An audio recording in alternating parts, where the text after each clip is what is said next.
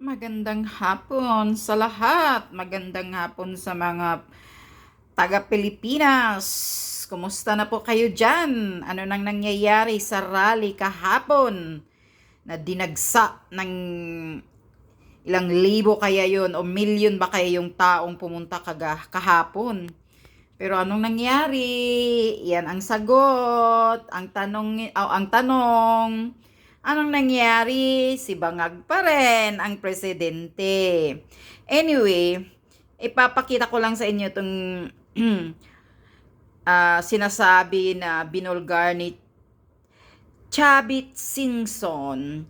Sabi niya, kung natatandaan nyo kahapon, yung mga nakamaskara, nakaitim na mga rallyista ng mga kabataan, di ba? Yun ang pinagbabato nila yung mga kapulisan, nagrarayot sila doon, nanunog sila, niransak nila yung Sogo Hotel, sinusunog nila yung van container ba yun? Yung container na, yung gulong. Oh. Sabi ni Chavit, kasi andoon daw siya doon sa tinatanong daw niya yung mga nakamaskara na sumisigaw ng kurap-kurap si Bangag, kung sino ang nagbabayad sa inyo, nag-uutos sa inyo. Ang sagot daw ng mga kabataang nakamaskara ng itim ay si Martin Romualdez at si Lisa Butod Aranita. The First Lady daw ang nagbabayad sa kanila na para manggulo, para gagawin yun. Siguro, alam na natin kung ano ang taktik ng gobyerno. Gusto ng gobyerno na mayroon talagang gulo. Yun ang iniisip ko Yun ang pumapasok sa ko eh. Gusto talaga nila ng gulo. Na magkaroon ng gulo kahapon para makapag-declare si Bangag ng martial law. Kasi kung nagkagulo doon, nagkagulo sa kabila, kasi marami yun eh, iba-ibang grupo yun eh. O ditong mga ralista, nasa sila, nasa Mindula ba yun? Mindula o iba yung nasa Lunita, iba yung nasa IDSA, iba-ibang grupo. Hindi talaga na unit team, na nagka-unite ang mga Pilipino sa isang sigaw eh. Hindi. Kaya walang nangyayari. Nagpapasikatan lang, katulad ng mga artista na sila Vice Ganda. Nagpapasikatan lang doon, ay, mananagot ang mga kawatan, magnanakaw. Alam na natin yun. Hindi mo na kailangan isigaw, Vice Ganda. Lahat ng tao yan ang gusto. Anyway, ito ang sinasabi ni Chavit Singson na binabayaran daw ni Martin Romualdez at ni Lisa Marcos yung mga rallyista. At ito naman, si Auntie Claire na palingkira, taga-palingki, todo protekta, sagot agad na malaking kasinungalingan daw. Huwag nilang ipahid ang mga gawain nilang kriminal kay First Lady Lisa Marcos. Bakit? Ano bang gawaing kriminal ni Chavit Singson? Auntie Claire, bakit alam mo ba na may gawaing kriminal si Chavit Singson? Kasi si Chavit Singson lang naman ang nagsasabi dito na tinatanong niya yung nagrally na nakamaskara na sumisigaw na nanggugulo, siguro yun sila, na binabayaran daw sila ni Martin Romualdez at ni Lisa Marcos. Tapos ikaw, ang bilis mo. Trabaho mo talaga na pinalamon ka ng mga taxpayer, trabaho mo talaga ang agad, dipinsa. Ang bilis mo makapagdipinsa sa amo mong kawatan. Auntie Claire, kahit ano pang gagawin mo, mabaho pa sa putik, sa tae, yung amo mong kawatan. Mismo na si Maharlika, ang dami ng pinasabog ni Maharlika. Diyan kay kidnapper Lisa Marcos daw. Kidnapper, sangkot sa kidnapping sa mga bata sa Torque. Kawatan, smuggler. Yan, pinasabog na yan ni Maharlika eh. Ikaw, Auntie Claire, pinapalamon ka, sinasahuran ka namin, putang ina ka. Ang bilis mong makapagdipinsa sa amo mo. Yan ba ang trabaho mo? Mas maniniwala pa kami kay Chavit Singson kaysa bunganga mo, walang hiya kang baboy ka, tumataba ka na dyan sa kalalamon mo, sa pira namin. Mas maniniwala pa kami kay Chavit Singson kaysa iyo, hayop ka. Langhiya ka. Tingnan mo yung katawan mo, para ka ng baboy sa kataba.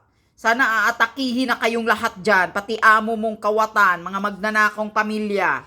Ano ba sa tingin mo ang mga Marcos? Malinis? Hindi ba? Mga ano yan sila? Guinness World Record ng mga kawatan sa kaba ng Pilipinas? Daloy na yan sa dugo nila ng mga magnanakaw, yung mga walang hiya yan. Kaya yan, yung drama-drama ni Marcos Jr. na imbestiga kayo ngayon sa mga kunyari, sa mga nagnanakaw sa flood control, sa korupsyon. Puro kadramahan lang yan. Huwag kang maghugas kamay, Marcos Jr. Kasali ka dyan, isa ka. Walang hiya ka. Mismo si Sara Duterte nagsasabi, alam na alam mo ang insertion sa budget. Pero anong sinasabi mo? Sinasabi mo daw wag nang galawin yan. Siyempre, so kinukonsinti mo ang insertion sa budget na bilyon-bilyon, putang ina ka. Tapos ngayon, kasi gipit na gipit ka na, kunyari nagpapalabas ka ditong mga investigasyon sa corruption sa flood control. Putang ina ka, wag mo kaming guguhin, wag mo kaming lokohin, Marcos Bangag. Unang-una, magpa-hair follicle drug test ka, hayop ka, buong angkan mo, buong pamilya mo. Magpa-hair follicle drug test kayong mga adiktos, kayong mga putang ina kayo. Kaya yung utak mo, mahina ka pa sa mahina ng mga nilalang sa buong mundo. Hindi ka ginagalang ng gobyernong mga sekretary mo. Dahil yung utak mo, pulboronic. Kaya itong nakawan, sobra pa sa malala. Mismo si Congressman Ungab. Ito ang pinakamalalang korupsyon. Under your administration, Marcos ka. Tapos ngayon ka lang kumilos. 3 years ka na. Mag-aapat na taon ka na. Ngayon ka pa kunwari mag-imbestiga. Tigilan mo nga kami sa kadramahan mo, putang ina ka. Sana atakihin ka na dyan sa pagsisinghot mo, putang ina ka mo. Bumaba ka na, Marcos Jr. Alam na alam mo yan sa sarili mo, hindi mo kayang magpatakbo sa Pilipinas. Paiyak-iyak ka pa, padrama-drama ka pa. Baha nga, hindi mo kayang sugpuin, putang ina ka. So ito yun. Yung gulo kahapon na riot doon sa Mindula, doon sa mga kabataan, na mayroong namatay. Aywan ilan yung namatay na mga kabataan daw. Tarantado talaga tong ibang kapulisan eh. Wala talaga ano na din sila eh. Tingnan nyo yung binitbit nila na bata, na alam nilang lupasay na yung bata, wala nang malay siguro yun. Tapos binitbit, tapos hinayaan na lang bumagsak yung ulo, bumagok sa semento.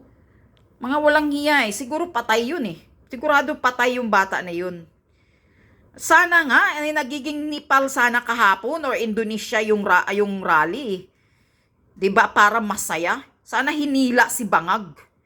Kayo din mga kapulisan, ito lang masasabi kong mga kapulisan kayo. Pati kayo, baka nagbulag-bulagan lang kayo at nagtanga-tangahan. Pati kayo ninanakawan, pati kayo nagbabayad ng tax, kupal kayo. Hindi nyo ba alam yan? Pero prinoprotektahan nyo pa rin ang gobyernong Bangag. Hindi pa rin kayo umalis sa posisyon ninyo, mga hayop kayo. Nagbulag-bulagan, nagbingi-bingian kayo. Mismo mga mismo benefits ninyo sa retirement ninyo, kinakaltasan yung budget sa inyo. Pero tamimi pa rin yung mga bunganga ninyo. Bakit? Hindi ba kayo apektado sa baha? Hindi ba kayo apektado sa pagnanakaw? Hindi ba kayo nagbabayad ng mga tax? Kahit na yung magro-grocery kayo, hindi ba kinakaltasan ng tax? Biktima din kayo. Pero bakit tahimik kayo? Hindi kayo wala rin kayo mga kapulisan. Mga tanga.